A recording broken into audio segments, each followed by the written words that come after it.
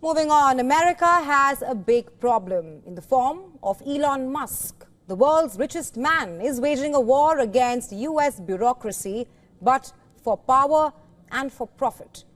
Well, here's what I mean when I say that. It's been 2 weeks since the tech billionaire started leading US government's Department of Government Efficiency, or DOGE. And in 2 weeks, Musk has upended the federal bureaucracy, defied protocols, dismissed federal employees, and made efforts to shut down US aid. All decisions that not only impact American lives, but also lives of people around the world. Here's what he has been up to. Elon Musk's team has gained access to sensitive financial and data systems. They have disregarded officials who have warned against breaching certain government protocols. Musk and his team have also swiftly shut down specific government programs. On Saturday, he said that his willingness to work on the weekends was his superpower. He has said that it gave him an advantage over his adversary. The adversary he was talking about was the federal workforce. There's also pressure on employees. Federal employees say that they have received messages implying that they were not hardworking, which encouraged some of them to leave their positions altogether. Several former and current senior government officials, even those who like what he's doing, say that they are feeling helpless about how to handle Musk's level of unaccountability. On Monday, US President Donald Trump himself sounded a cautionary note. He told reporters, and I quote here, "Elon cannot do and will not do anything without our approval, and we will give him the approval where it's required, and when not appropriate, we will not. If there's a conflict, then we will not let him get near it," unquote. However, Trump has also given Musk vast power over the bureaucracy, power that regulates his companies and awards them contracts.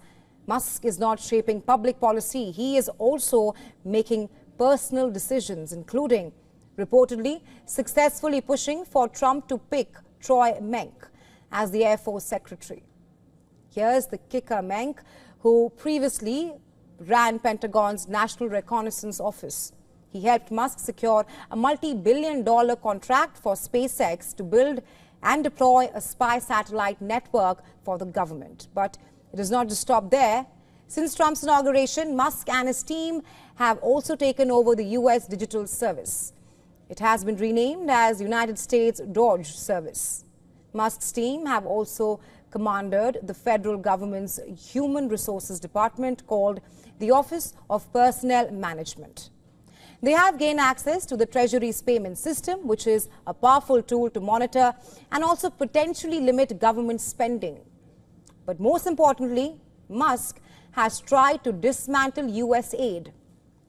It oversees civilian foreign aid, and on Sunday, Musk called US aid evil in various posts on X. Remember, Trump has already frozen foreign aid spending, but Musk has reportedly gone further. On Monday at around 1:45 a.m. local time, he posted on X, which he runs, by the way, and I quote here, "We spent the weekend feeding US aid into the wood chipper. Could gone to some great parties, did that instead." But it does not stop there. Musk's allies now reportedly want to inject AI tools into government systems. Musk wants to use AI to help contracts and recommend cuts.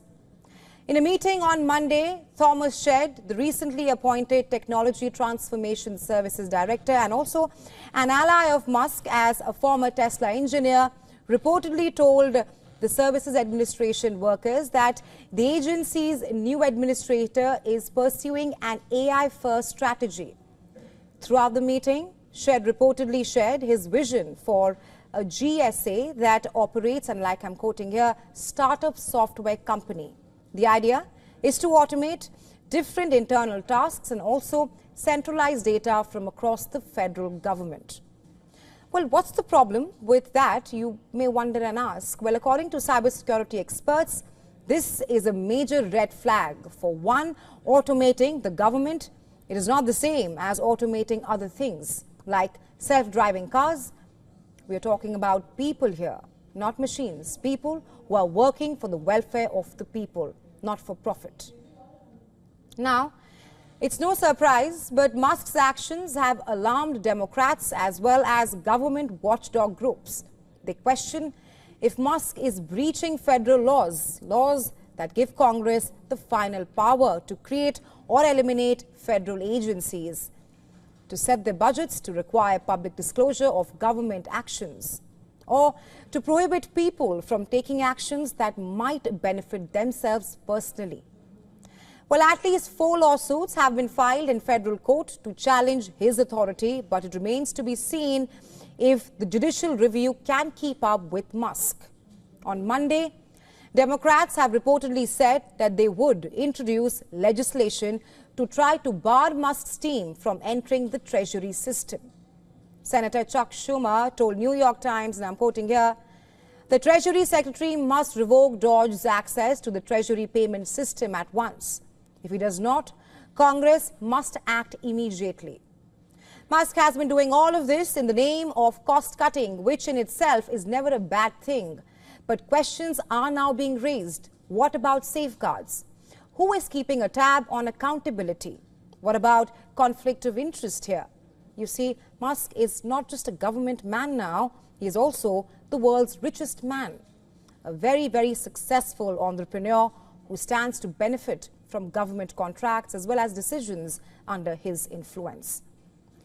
Ultimately, there's nothing for a government official to have what Musk has, a huge conflict of interest, including domestic holdings, foreign connections, business ties in China.